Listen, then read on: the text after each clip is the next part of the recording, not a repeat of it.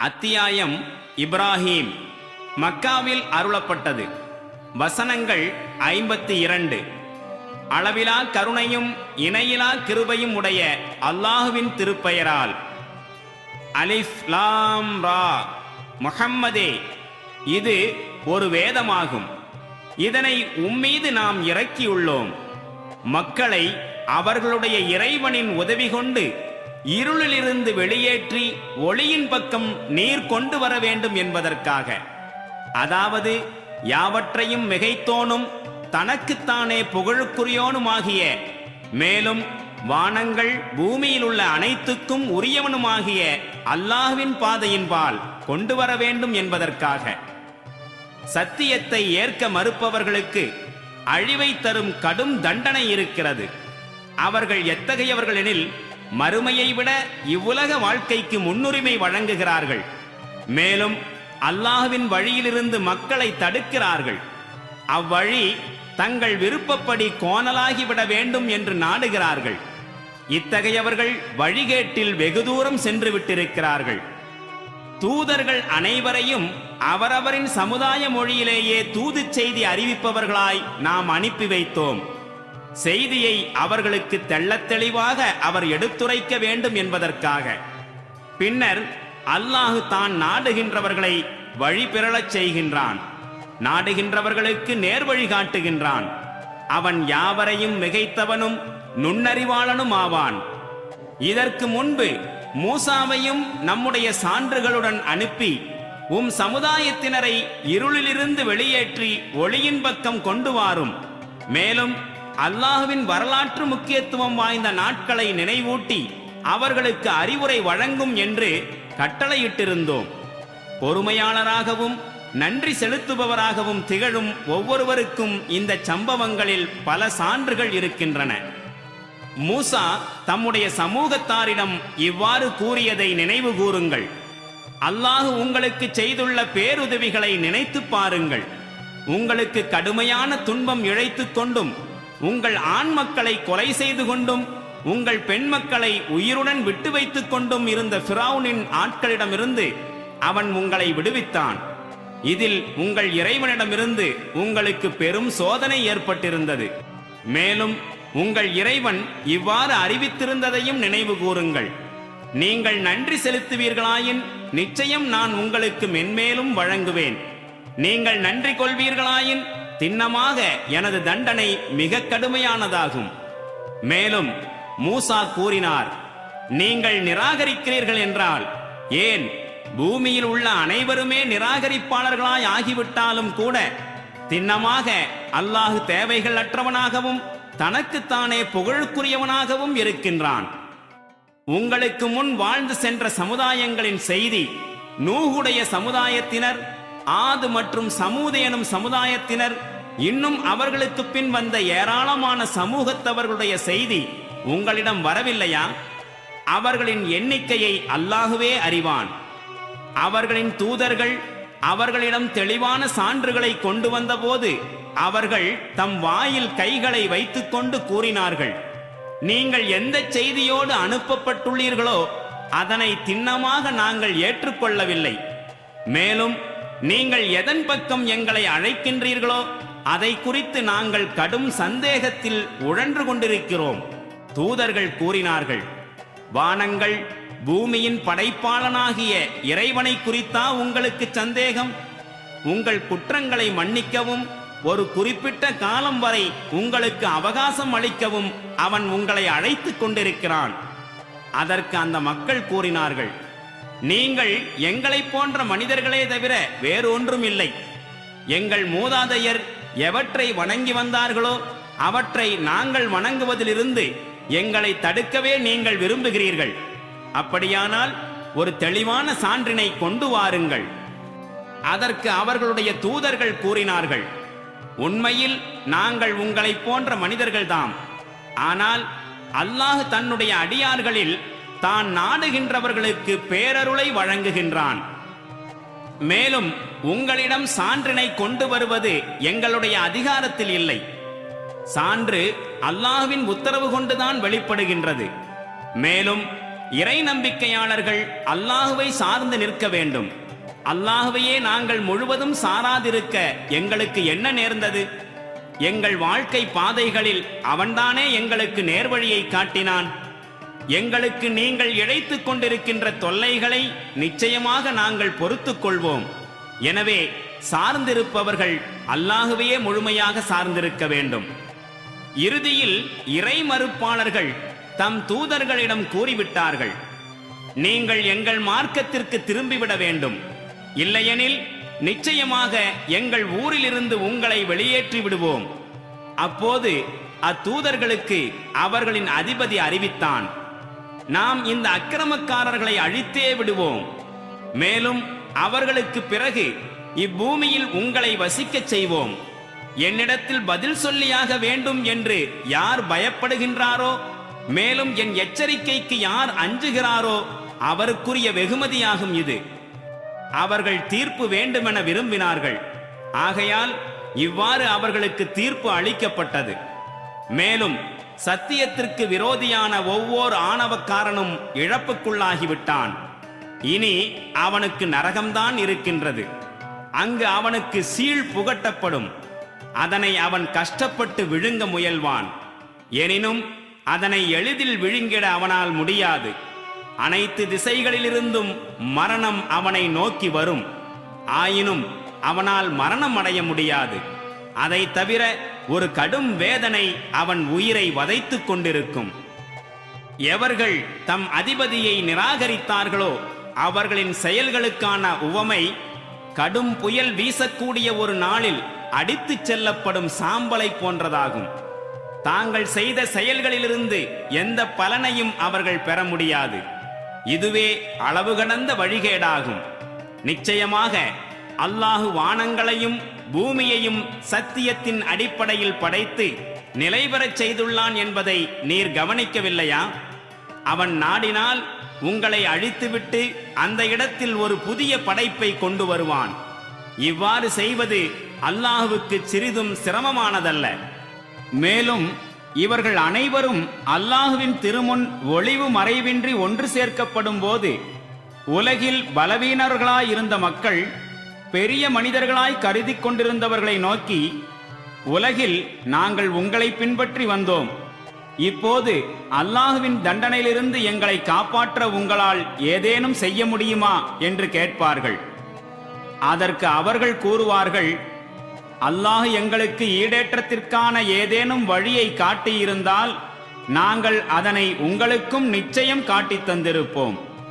இப்போது நாம் பதறினாலும் சரி, பொறுமையாயிருந்தாலும் சரி, இரண்டுமே நமக்கு சமம்தான்.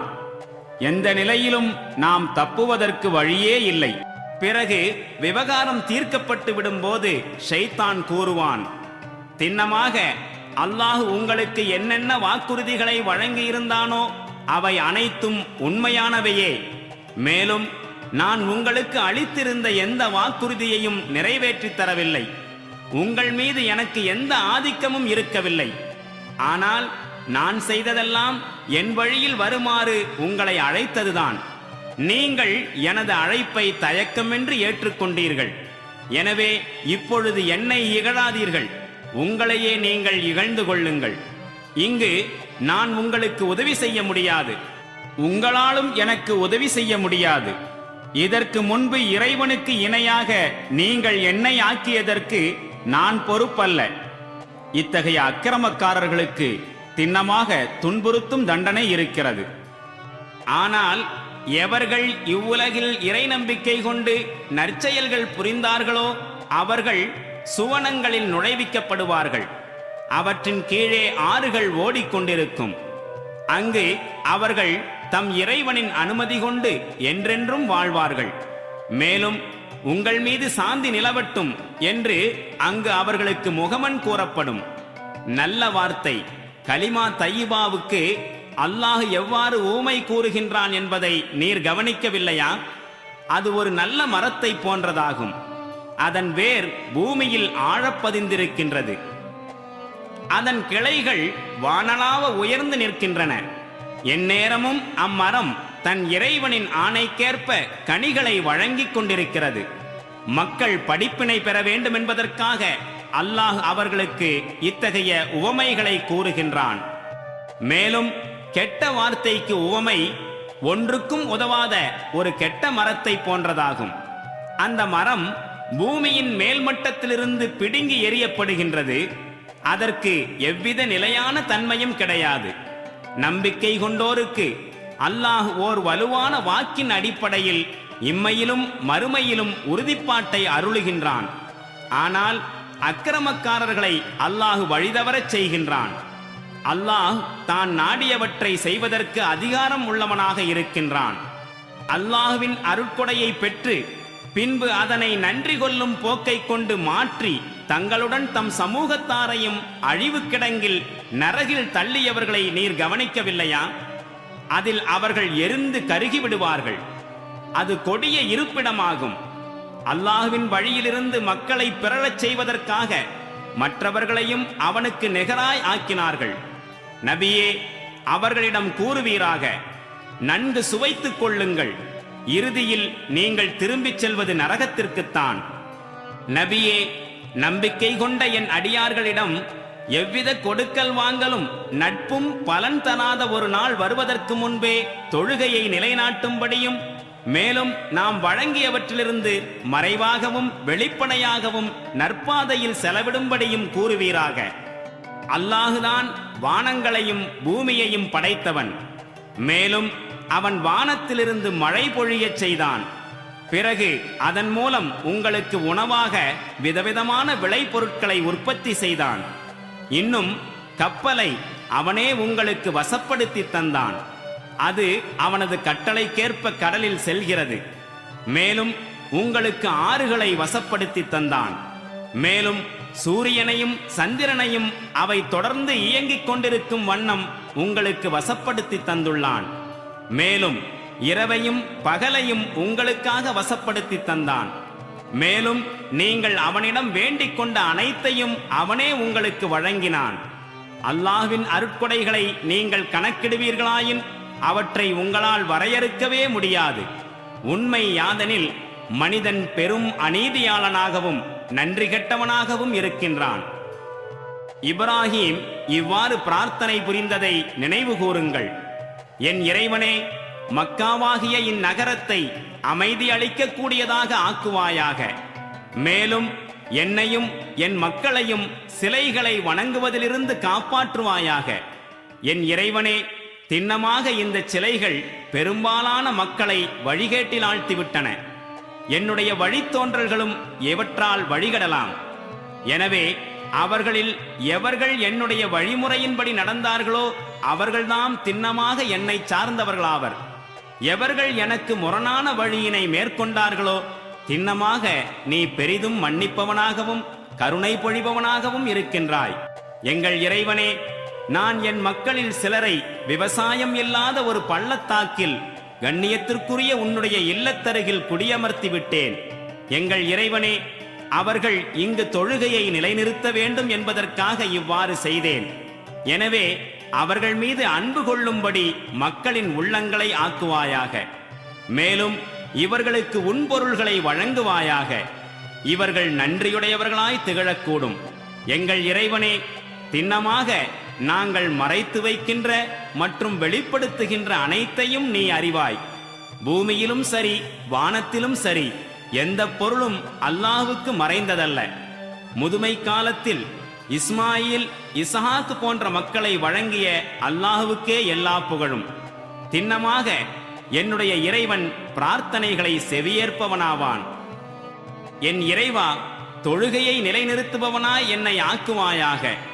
என் வழித்தோன்றல்களிலிருந்தும் தொழுகையை நிலைநாட்டுபவர்களை தோற்றுவிப்பாயாக. எங்கள் இறைவனே, மேலும் எனது இந்த பிரார்த்தனையை ஏற்றுக்கொள்வாயாக. எங்கள் இறைவனே, எனக்கும் என் பெற்றோருக்கும் நம்பிக்கை கொண்டோர் அனைவருக்கும் கேள்வி கணக்கு கேட்கப்படும் நாளில் மன்னிப்பை அருள்வாயாக. இந்த அக்கிரமக்காரர்களின் செயல்களை அல்லாஹ் கவனிக்காமல் இருக்கின்றான் என்று நபியே நீர் கருத வேண்டாம். அவர்களை அவன் விட்டு வைத்திருப்பது ஒரு குறிப்பிட்ட நாள் வரைக்கும் தான். அந்நாளில் அவர்களின் விழிகள் மருளும். அவர்கள் தம் தலைகளை மேலே உயர்த்தி கொண்டு ஓடுவார்கள். அவர்களின் பார்வை நிலைகுத்தி இருக்கும். மேலும் அவர்களுடைய இதயங்கள் சூனியமாகிவிட்டிருக்கும். வேதனை வரக்கூடிய அந்நாளை பற்றி மக்களுக்கு எச்சரிக்கை செய்வீராக. அன்று இந்த அக்கிரமக்காரர்கள் கூறுவார்கள், எங்கள் இறைவனே, இன்னும் சிறிது காலம் வரை எங்களுக்கு அவகாசம் அளிப்பாயாக. அவ்வாறு அளித்தால் உனது அழைப்பினை நாங்கள் விரைந்து ஏற்றுக்கொள்வோம். மேலும் உன் தூதர்களையும் பின்பற்றுவோம். அப்போது அவர்களுக்கு இவ்வாறு தெளிவாக பதில் கூறப்படும், எங்களுக்கு அழிவே இல்லை என்று இதற்கு முன்னர் பல முறை சத்தியம் செய்து கூறிக்கொண்டிருந்தவர்கள்தாமே நீங்கள். உண்மையில் தமக்குத்தாமே அநீதி இழைத்துக் கொண்டவர்கள் வாழ்ந்த ஊர்களில்தான் நீங்கள் வசித்து வந்தீர்கள். அவர்களிடம் நாம் எவ்வாறு நடந்து கொண்டோம் என்பதும் உங்களுக்கு தெளிவாக தெரிந்துவிட்டிருந்தது. மேலும் அவர்களை உதாரணமாக கூறியும் உங்களுக்கு உண்மையை புரிய வைத்திருந்தோம். அவர்கள் விதவிதமான சூழ்ச்சிகளை செய்து பார்த்தனர். அவர்களுடைய சூழ்ச்சிகள் மலைகளையே பெயர்த்துவிடக்கூடியவையாக இருப்பினும் அவர்களுடைய ஒவ்வொரு சூழ்ச்சியையும் முறியடிக்கும் சூட்சுமம் அல்லாஹ்விடம் இருந்தது. நபியே, அல்லாஹ் தன் தூதர்களிடம் அளித்துள்ள வாக்குறுதிக்கு மாறு செய்வான் என்று நீர் ஒருபோதும் கருத வேண்டாம். திண்ணமாக அல்லாஹ் வல்லமையுடையவனும் பழிவாங்குபவனும் ஆவான். இந்த பூமி வேறு பூமியாகவும் இந்த வானங்கள் வேறு வானங்களாகவும் மாற்றப்பட்டு அடக்கியாலும் ஏக இறைவனாகிய அல்லாஹுவின் திருமுன்னர் ஒளிவு மறைவின்றி எல்லோரும் வந்து சேர்வார்கள். அத்தகைய ஒரு நாளை குறித்து நீர் அவர்களை எச்சரிப்பீராக. அந்நாளில் குற்றவாளிகளின் கைகால்கள் சங்கிலிகளால் பிணைக்கப்பட்டிருப்பதை நீர் காண்பீர். அவர்கள் தார் ஆடைகளை அணிந்திருப்பார்கள். மேலும் அவர்களின் முகங்களை தீக்கொழுந்துகள் மூடியிருக்கும். ஒவ்வொரு மனிதனுக்கும் அவனவன் செய்த செயல்களின் கூலியை அல்லாஹ் வழங்க வேண்டும் என்பதற்காக இவ்வாறு செய்யப்படும். திண்ணமாக அல்லாஹ் விரைவாய் கணக்கு வாங்குபவனாவான். இது மனிதகுலம் முழுவதற்கும் உரிய தூதுச் செய்தியாகும். இதன் மூலம் அவர்கள் எச்சரிக்கப்பட வேண்டும். மேலும் உண்மையில் இறைவன் ஒருவனே என்பதை அவர்கள் அறிந்திட வேண்டும். மேலும் அறிவுடையவர்கள் படிப்பினை பெற்றிட வேண்டும் என்பதற்காகவே இந்த தூதுச் செய்தி அனுப்பப்பட்டுள்ளது.